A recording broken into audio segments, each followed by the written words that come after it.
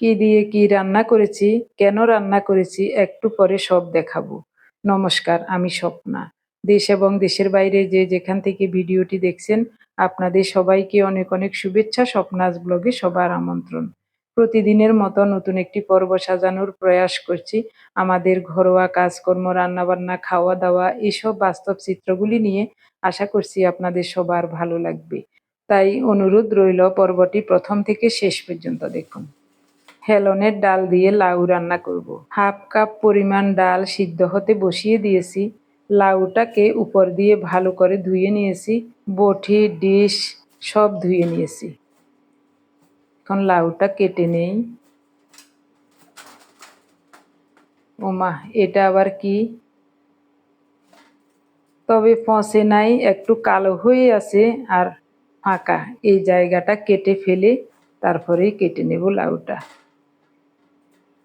লাউটা মনে হচ্ছে ৩-৪ দিন আগের কাটা। বীজগুলো বেশি বড় হয় নাই, তবে আলাদা হয়ে যাচ্ছে। বাসি লাউ এরকমই হয়। বীজগুলো সব ফেলে দেব যতটুকু সম্ভব।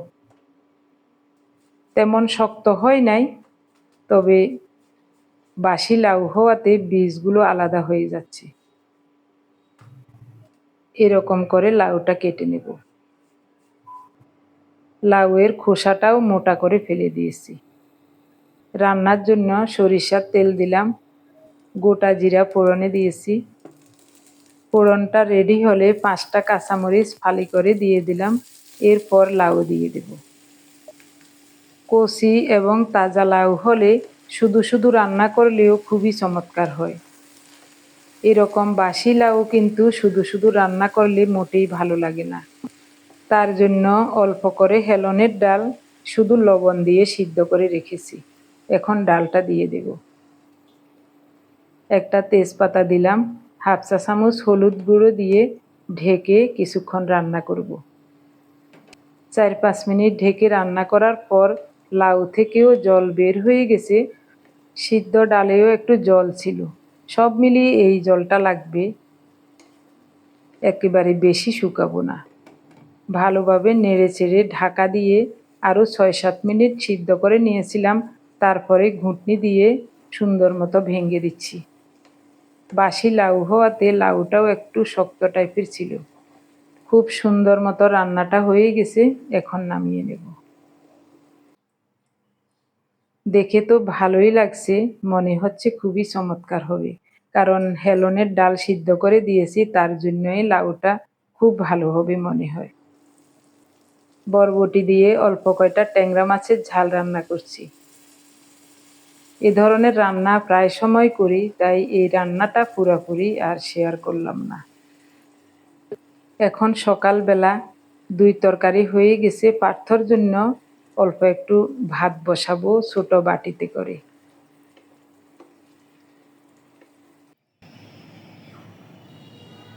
আগে আপনাদেরকে বারান্দাটা দেখাই।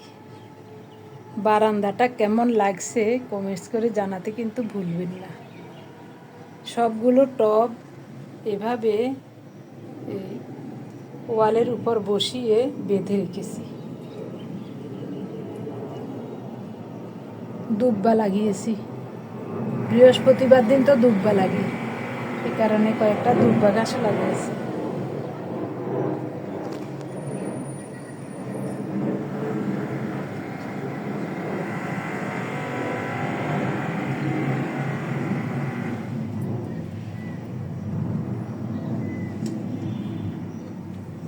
আজও একটা ফুলও ফুটে নাই। গতকাল একটা ফুল হয়েছিল। কাঁঠালের চারা।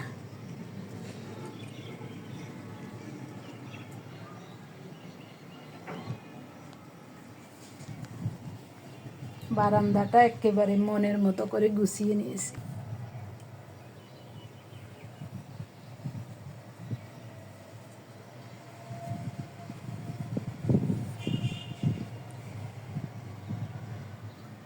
হেলনের ডাল নিয়ে একটু কথা বলি। যতদিনই আমি হেলনের ডাল দিয়ে কোনো কিছু রান্না করি, আপনারা অনেকেই হেলনের ডালটা কি চেনেন না। আপনাদের প্রশ্ন থাকে হেলনের ডালটা কি, এটা দেখতে কেমন, খেতে কেমন, কোথায় হয়, এটার অন্য কোনো নাম আছে কিনা।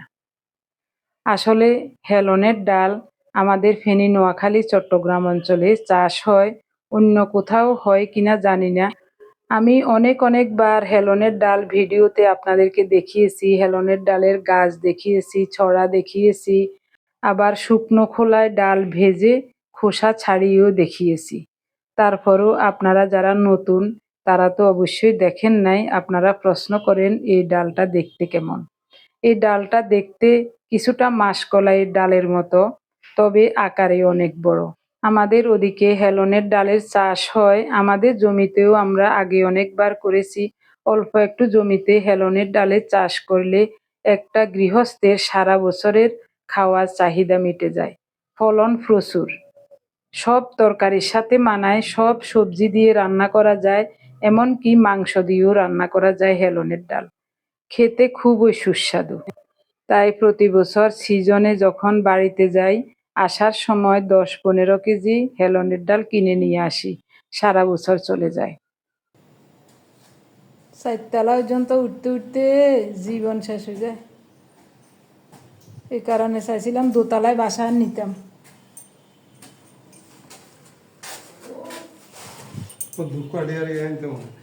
আমিও মনে মনে করি এর ভুলি যাবে, বারে কিরকম আগুন পড়ে, সাংঘাতিক।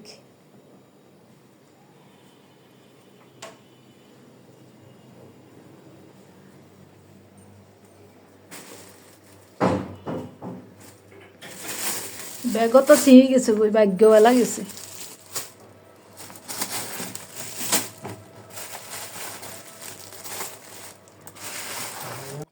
বাজার থেকে অনেক কিছুই আনা হয়েছে এবং 2টা ব্রয়লার চিকেনও এনেছেন। একটু মাংস রান্না করব, সব কিছু কেটে কুটে রেডি করে নিয়েছি, অল্প একটু মশলা বেটে নেব। পাটার উপর নিলাম আদা, ধনিয়া, দারুচিনি, এলাচ, জিরা, মাংসের পরিমাণ নিয়ে নিলাম, একসাথে সব মিহি করে বেটে নেব। বড় সাইজের একটা রসুন খোসা ছাড়িয়ে ধুয়ে নিয়েছি, অর্ধেকটা বেটে দেব আর অর্ধেকটা গোটা দেব। রান্নার জন্য অল্প কিছু মাংস নিয়েছি, 1 ফালি লেবুর রস দিচ্ছি। বাটা ধনিয়া, জিরা, আদা, দারুচিনি, এলাচ দিয়ে দিলাম। রসুন বাটা অর্ধেকটা বেটে দিয়েছি আর কয়েকটা কোষ গোটা দিয়েছি। 3টা মাঝারি সাইজের পেঁয়াজ কুচিয়ে দিয়ে দিলাম। 1.5 চা চামচ হলুদ গুঁড়ো, 1.5 চা চামচ গুঁড়ো মরিচ দিয়েছি। অল্প একটু সরিষার তেল দিয়ে ভালো করে মাখিয়ে নেব। লবণের পাত্রটাও হাতের কাছে নিয়েছিলাম, কিন্তু এখানে মাখানোর সময় দিতে ভুলে গিয়েছি। প্রচণ্ড গরম পড়ছে আর অনেক কাজের ঝামেলা থাকার কারণে একটু ভুল হয়ে গেছে, তবে অসুবিধা হবে না, রান্নার সময় দিয়ে দেব। মশলাপাতি দিয়ে মাংস মাখানোর পরে মনে পড়েছে লবণ দেই নাই, পরে ভাবলাম চুলার উপরে দেব। সরিষার তেল গরম হলে গোটা জিরা, এলাচ আর একটা তেজপাতা ফোড়নে দিলাম। ফোড়নটা রেডি হলে মাখানো মাংস দিয়ে দেব।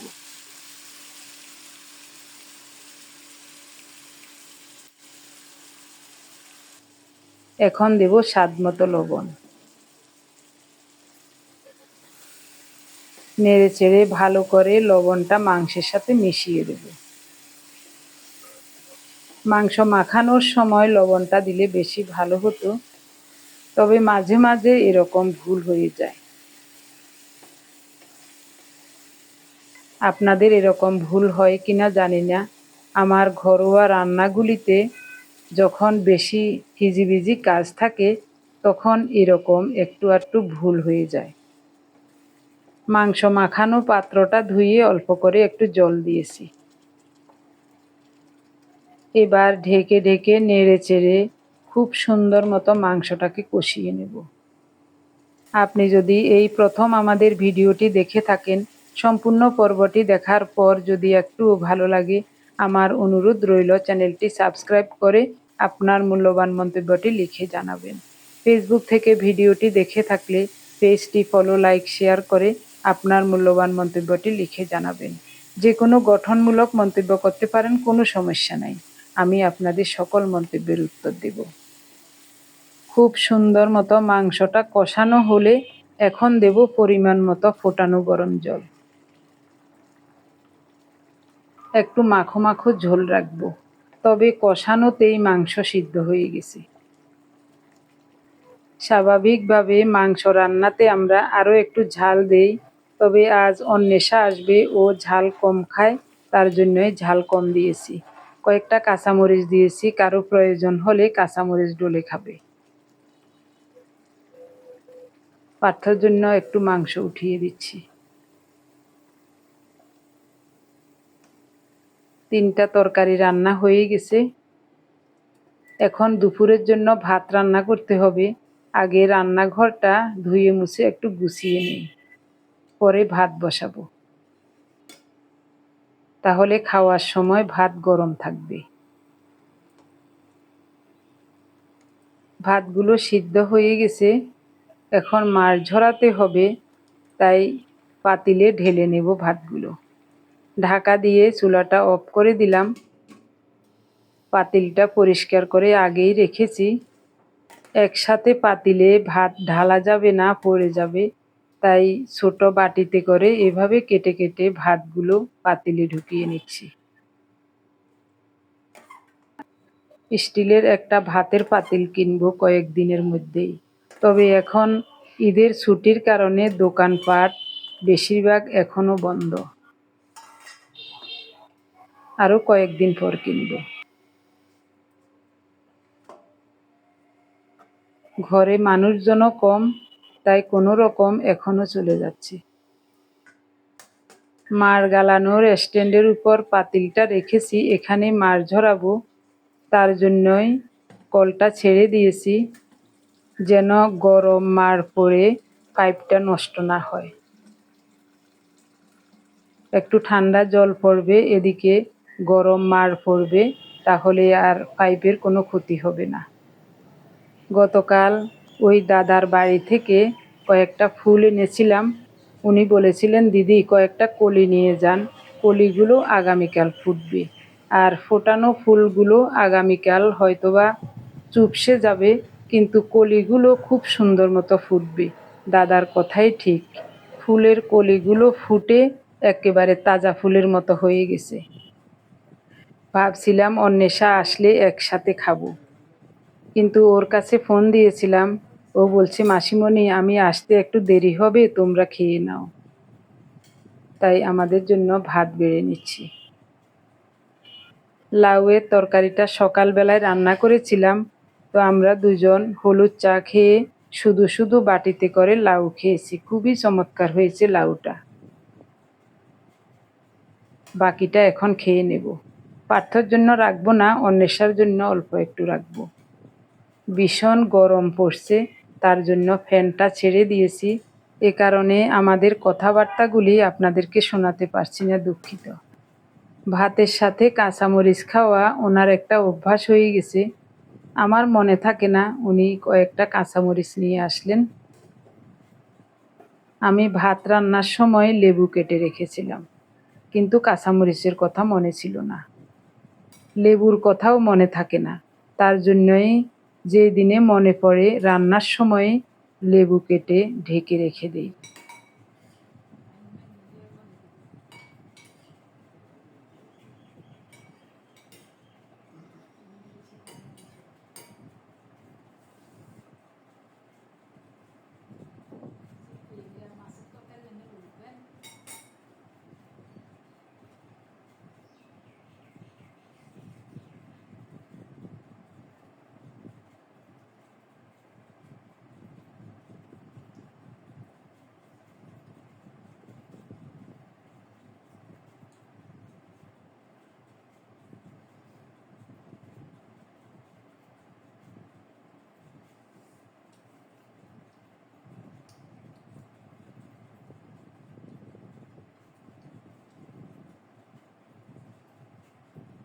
গরমের দিন হোক বা ঠান্ডার সময় হোক, দুপুর বেলায় গরম ভাত খেতেই ভালো লাগে। লাউ দিয়ে খেতে খুব ভালো লাগছে। আমার প্রিয় ভাই বোন বন্ধু স্বজন, আপনারা যারা প্রতিনিয়ত ভালোবেসে আমাদের ভিডিওগুলি দেখে যাচ্ছেন এবং ভিডিও দেখে সুন্দর ও গঠনমূলক কমেন্টস করে আমাকে কাজ করার শক্তি এবং সাহস জুগিয়ে যাচ্ছেন, আমি আপনাদের সবাইকে জানাই অজস্র অজস্র ধন্যবাদ, অভিনন্দন এবং কৃতজ্ঞতা। সেই সাথে আজকের পর্বটিও কেমন লাগছে কমেন্টস করে জানাতে ভুলবেন না।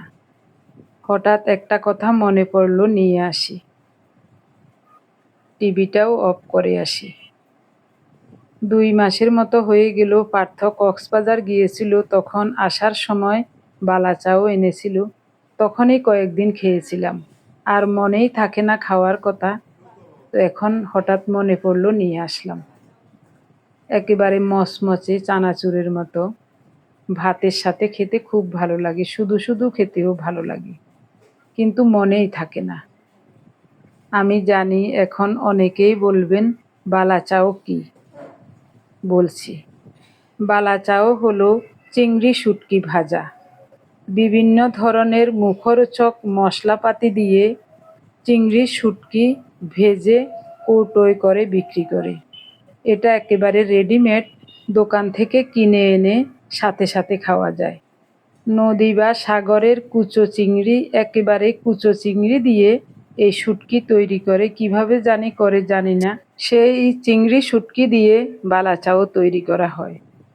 খেতে খুবই সুস্বাদু, তবে এই সুস্বাদু খাবারটা খেতে মনেই থাকে না।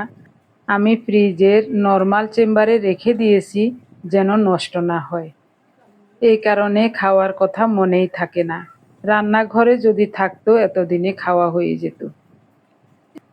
এটার সাথে একটু কুচানো পেঁয়াজ, একটু কাঁচামরিচ আর একটু সরিষার তেল মাখিয়ে নিলে আরও ভালো লাগে খেতে। কয়েকদিন ওভাবেও খেয়েছি। গরম ভাত, বালা চাও, এদিকে আবার লাউ, লাউটাও কিন্তু অনেক চমৎকার হয়েছে। সব মিলিয়ে দারুণ লাগছে খেতে। উনি বলছেন আমি ট্যাংরা মাছ খাবো না, 1 পিস মাংস হলেই আমার খাওয়া হয়ে যাবে। এদিকে আবার অন্বেষাও মাছ খেতে চায় না তেমন, শুধু চিংড়ি মাছ, ইলিশ মাছ হলে খাবে, অন্য কোনো মাছ তেমন খায় না। তার জন্যই আজ মাংস রান্না করেছি। আমার কাছে মাংস তেমন ভালো লাগে না, আমি হয়তোবা খাবো না। আমার খাওয়া হয়ে গেছে, এটা দিয়ে আমার কাছে খুব চমৎকার লাগছে খেতে।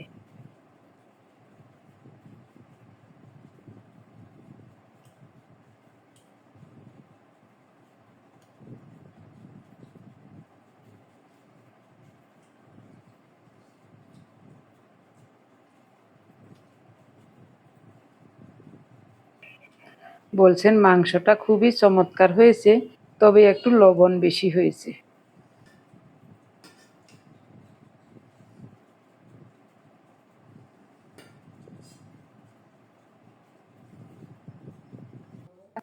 খাওয়া দাওয়া শেষে রেডি হয়ে অন্বেষাকে এগিয়ে আনতে গিয়েছিলেন। খাওয়া শেষে একটু বসতেও পারলেন না, এদিকে অন্বেষা চলে আসছে, ফোন দিয়েছিল। তো আমাদের নতুন বাসা তো অন্বেষা চেনে না, তার জন্যই ওকে বাসের ওখান থেকে এগিয়ে আনতে গিয়েছিল। অন্বেষা বলছিল মাসিমণি দুপুরের দিকে প্রচণ্ড গরম ছিল, তার জন্যই বাসা থেকে বের হই নাই, এখন একটু গরম কমেছে, তাই চলে আসলাম হুট করে, রাস্তাও ফাঁকা আছে, আসতে বেশি দেরি হয় নাই। অন্বেষা বাসায় ঢুকেই ঘুরে ঘুরে বাসাটা দেখছে আর বলছে মাসিমণি কত সুন্দর বাসাটা, চারিদিকে খোলামেলা, বড় বড় জানালা, দক্ষিণের আলো হাওয়া, খুব সুন্দর। ওকে বলছিলাম হাত মুখ ধুয়ে ফ্রেশ হয়ে নে, তোর জন্য ভাত বেড়ে নিচ্ছি। বলছে মাসিমণি একটু পরে, এখন নয়। তো বসে বসে ওর সাথে কিছুক্ষণ গল্প করলাম। ঈদের ছুটিতে বাড়িতে গিয়েছিল, আবার ওর মা বাবার সাথে ওর পিসির বাড়িতে গিয়েছিল, ওখানে 4-5 দিন ছিল। ওইসব কথাই বলছে, জিজ্ঞাসা করছিলাম। বলছে মাসিমণি এবার পিসির বাড়িতে গিয়ে অনেক আনন্দ করেছি, খুব ভালো লেগেছিল। ভিডিওটি এখানেই শেষ করব। সবাই ভালো থাকুন, সুস্থ থাকুন, দেখা হবে আগামী পর্বে। ধন্যবাদ সবাইকে।